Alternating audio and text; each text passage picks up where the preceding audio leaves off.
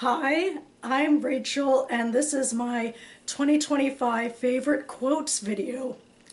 I meant for this to be my December reading wrap-up video, which I promised in my last video, which I made a longer time ago than I hoped to. I feel like I'm running a little behind here, and I'm still trying to get some aspects of my literary newsletter together before I make that video, so I decided to come in with this video instead. Although this is also a questionable decision because I have some cold symptoms, and you might be able to tell that my voice isn't all the way here right now. So it's questionable to be rambling on and on in a video, but I figured I'd just give it a go. Maybe I'm being too impulsive with this choice, but hopefully I'll be able to live with it. So anyway, my favorite quotes video is another beginning of year video I like to make, looking back on the last year in reading, because as I mentioned, I make these literary newsletters once a month where I, recap news that caught my interest, and I also, give little snippets of the reviews of books I've read that month and other things as well, including my favorite quotes of the month, which is that I pick a favorite quote from my favorite read of the month, and now I've compiled them all into a list, and I thought I'd share them with you to discuss what stood out to me in these quotes. And then also, I guess, it's a little bit of reading recommendations for me about books in various genres, 12 books total that caught my fancy. So without any further ado, hoping my voice makes it all the way through this video, let's get into it. Starting with January, Hineni. Of the hundreds of journalists and scholars who have written about the center, Ruth was the most perceptive. Despite our abiding commitments to history, my colleagues and I at the Yiddish Book Center do not pine for the old country of the past. We are who we are, where we are, and when we are. And in that sense, I prefer to compare us not to Ron Shmeruk, a 20th century Yiddish scholar, but to Zushya, a 19th century Hasidic rabbi. When I die, Zushya foretold, God will not ask me, Zushya, why weren't you more like Moses? God will ask, Zushya, why weren't you more like Zushya? We American Jews are often ignorant of history, but we are shaped and challenged by it all the same. Here, on the free soil of New England, where our permanent home now stands, we have as good a chance as any to outwit it still. And that comes from Outwitting History, The Amazing Adventures of a Man Who Rescued a Million Yiddish Books by Aaron Lansky. And I like this quote because it's an interesting take, or a take that, I guess supports where a lot of American Jews are, and that we aren't that connected to Yiddish anymore. This center that Aaron Lansky started only about several decades back now, but he started it as the last of the major Yiddish speakers outside of Hasidim were starting to die, and he was collecting their books. And it started as sort of like a garage project, and then it ultimately turned into something where he had a large enough a collection where he could make the Yiddish Book Center, which still runs, and actually he retired from this year. But anyway, in trying to look at Jewish history and preserve Jewish history, there's the question of what is it like when most American Jews don't have a connection to Yiddish anymore? And I really like this take, that it's a reminder that this isn't about us living in the past and being ashamed for not being exactly like our ancestors, but it's about who we are in the present. So that should be where our connection to Yiddish lies. And then I also do like that he was able, in this quote, to, quote the title of the book. Now on to February, with, when you sacrifice other people's children on the altar of your ambition, it's only a matter of time before you'll be willing to sacrifice your own. And that comes from Air by Saba Tahir, which is the start of her second YA epic fantasy series, and it's also a continuation of sorts of the Ember and the Ashes series with the children of those main characters.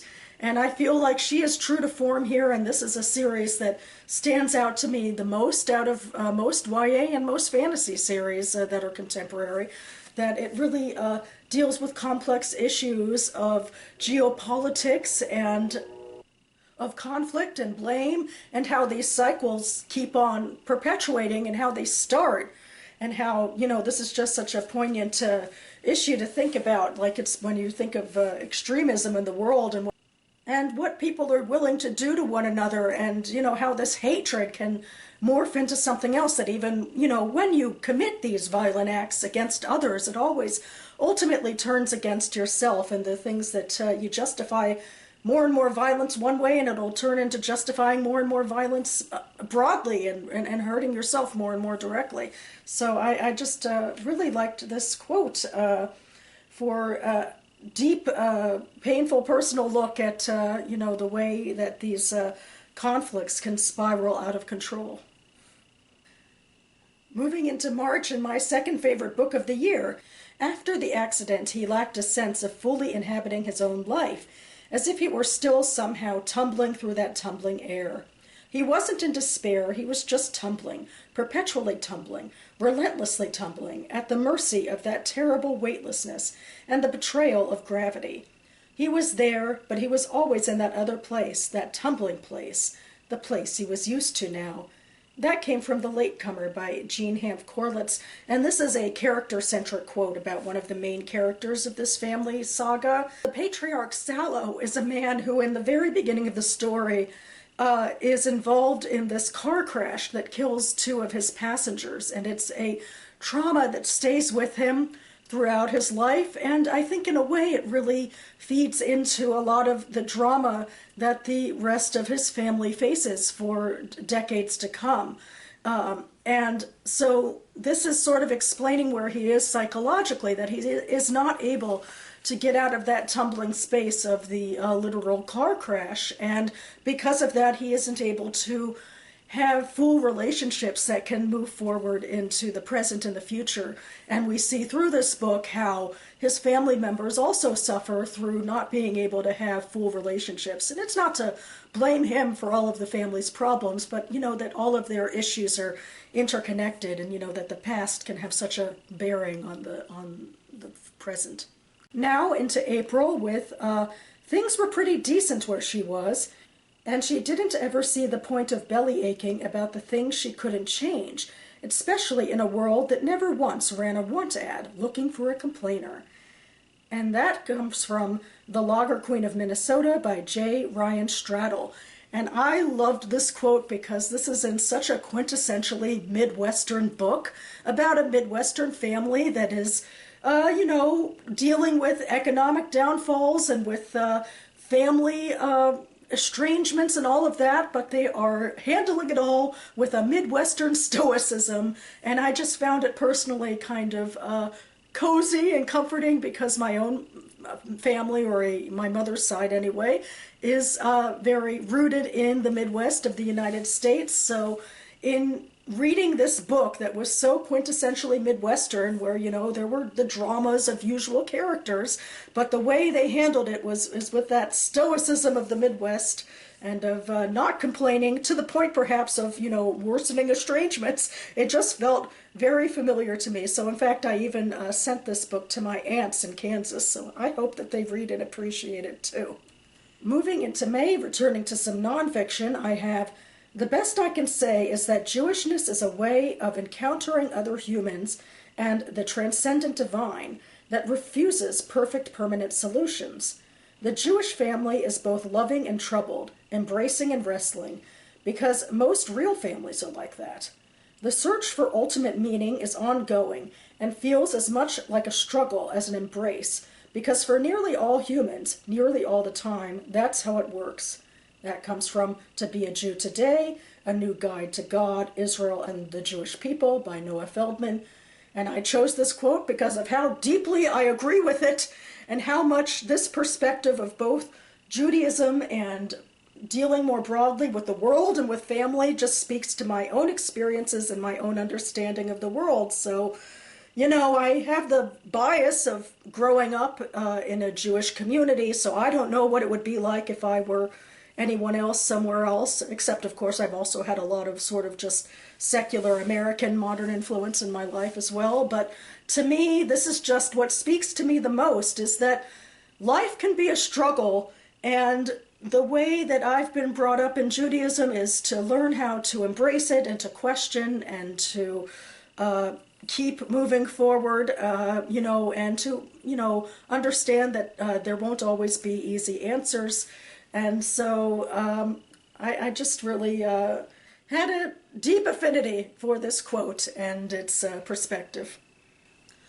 June brings me to my favorite book of the year, and the quote I chose is, "Jacob can only stare. Kidnapper indeed. But of course, what else would they call it? A boy like this and a man like him.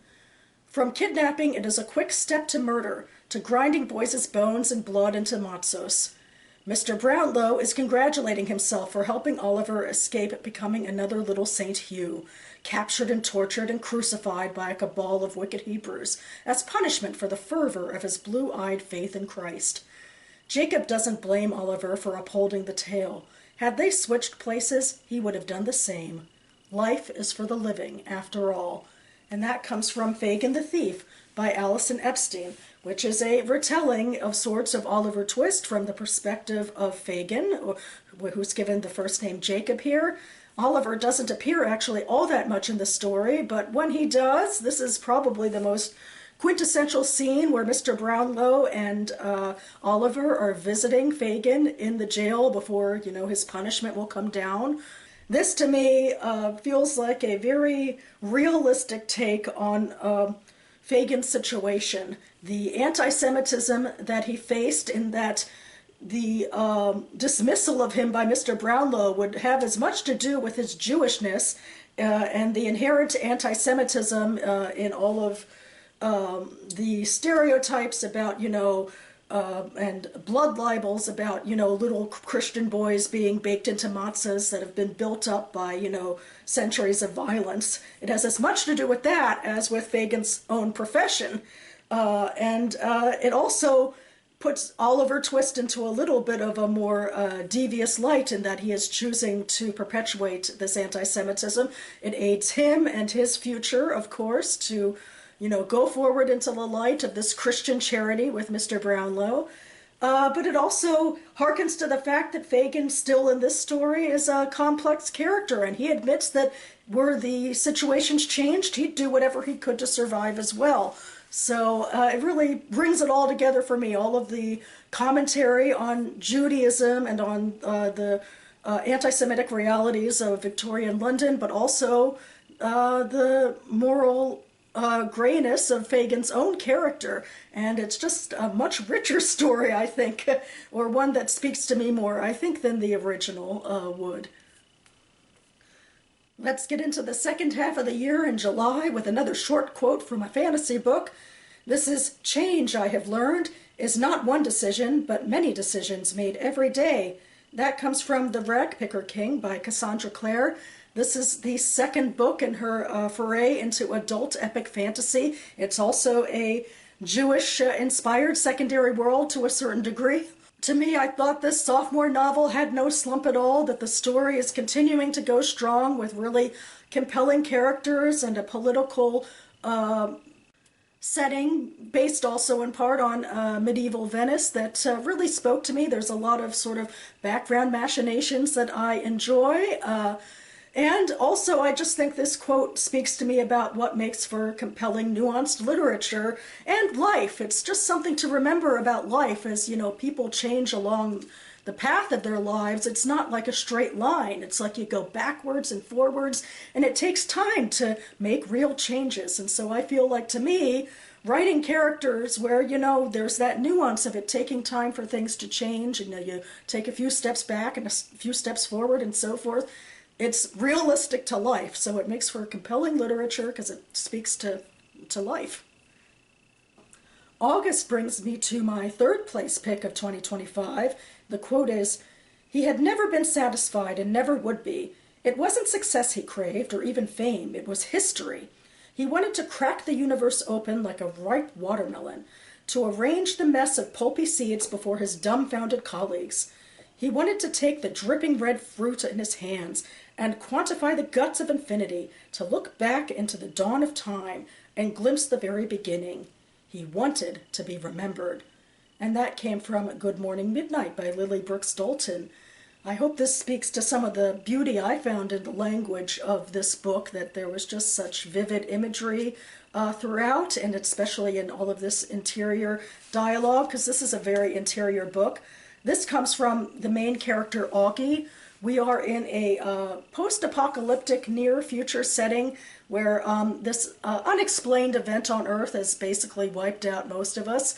And Augie is stranded at his research facility in the Arctic, where he chooses to stay and not evacuate with everyone else because his life has been defined by his career and the quest that is, you know, at the core of him. It's in this quote about how this is about chasing that magnanimous dream for himself to become infamous for, you know, knowing something huge about the universe.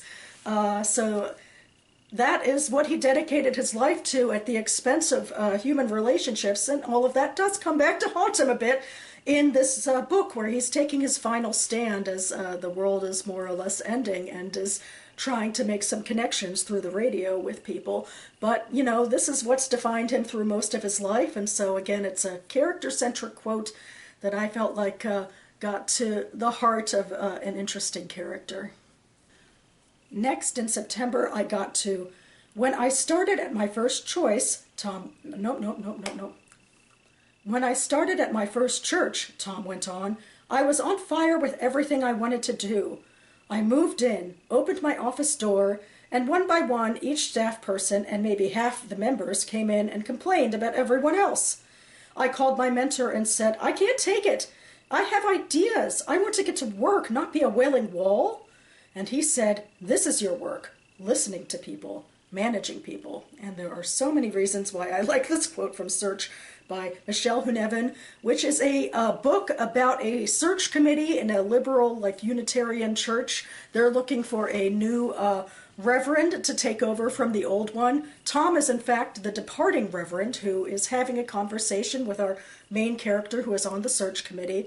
And oh my, this quote, I just love it so much. I think because I am in management, for one reason, so I know what it's like to have your job be about listening to people complain all day, and how that's not what you usually go into a career to want to do. I get that, and I especially understand that, like, you know, from a religious perspective, I guess it nettles particularly. Like, I go to my own synagogue in part to feel like a human again after work. So, I don't know, I guess I'm just glad I didn't ultimately join a synagogue in a work capacity, because I'd probably find something like this, where you'd kind of come back down to earth, and it wouldn't just be a place to feel like a better self, but also you'd have to deal with the realities of being in the dregs with other people who, you know, have conflicts with each other like this. So, I just had a lot of empathy career-wise with what Tom was going through, and I also did kind of like the reference to the Wailing Wall, because that does come from Judaism and the Kotel in Jerusalem. So anyway, this felt very real to me.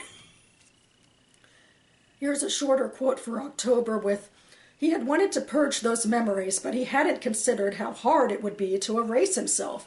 That comes from Your Presence is Mandatory by Sasha Falsulyuk. And this is another character-centric quote from the main character, Yefim. This book actually is based off of the author's real family history, in that her grandfather was known to be a war hero of the Soviet Union for his service in World War II. But shortly after her grandfather died, the family found out that, in fact, he had this secret history where actually he had been a prisoner of war for most of the war, and that had to be hidden, because that would be something that would be socially and otherwise punished in the Soviet Union. So in this novel, the author is trying to recreate her grandfather's life and what he might have gone through. But it's more than what happened during the war. It's also about the cost of this secret and what it did to him and his family, which is what I personally glomped onto the most in this book. I felt like, you know, more than being a story about history, World War II, Jewish history, Russian history, whatever, it was a story about a man with a secret and what it cost him. So I'm like, you know, yeah, this quote just tracks. It's just the core of what I look for in fiction is about the cost of life on humans, and this is his cost. In November, I have When the kids were young, she was often exhausted by dinner time, but now she longed for the flurry of children, all needing something. Without them, the house felt too quiet. She understood why, once children grew up, people sold their houses, those remnants of a lost civilization, monuments to what was. That comes from We Would Never by Tova Mervis. Tova Mervis is actually one of my favorite authors, and this is her return to fiction after many years. It's a new genre for her, the mystery genre, and this is also based on a real-life murder case involving in-laws hiring basically hit people to kill off a former in-law during a contentious divorce. And Mervis wanted to look at the human realities of like why a family and why people would dare to do things like this. And so one of the perpetrators, well, based off of the real perpetrators, is this mother-in-law character, Sherry.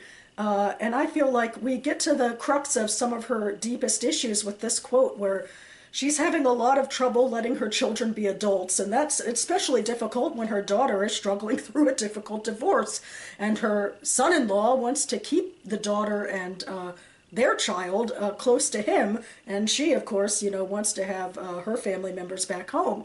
And so I feel like this quote, without her realizing it fully, just encompasses part of what sets her down a very dark path, is that she's trying to reclaim the past and really isn't able to. And so I thought that spoke to something, a little more human and understandable before we get, too far and away into the machinations of what she gets into later. And finally, we move into December with my most long and indulgent quote of all to end on, so hopefully my voice will stay. Okay, you got a little bit crazy working the nuts. You listened to every lunatic with the same patience. You reminded yourself over and over that any one of these people could really and truly be about to torch a grade school, or blow up a store, or kill somebody just because he was well known. Bartenders must start seeing a world full of drunks. Lawyers must see it largely made up as the vengefully injured.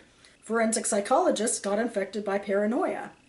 You knew better than the average citizen that the world contains a subworld where the residents do as most people do, pay rent and buy groceries, but have a little something extra going on. They receive personal messages from their television sets, or are raped nightly by a sitcom star, or have discovered that the cracks in the sidewalk between Broadway and Lafayette spell out the names of the aliens who are passing as world leaders. The most surprising thing about these people was, it turned out, was their dullness. All their human juices flowed out in one direction. They cared about nothing, really, beyond their fixations. That came from Specimen Days by Michael Cunningham. And this book is a series of novellas, you might say, with sort of recurring character archetypes. And this particular quote comes from my favorite of the sections, which is contemporary, or perhaps a little earlier than contemporary, maybe slightly after 9/11.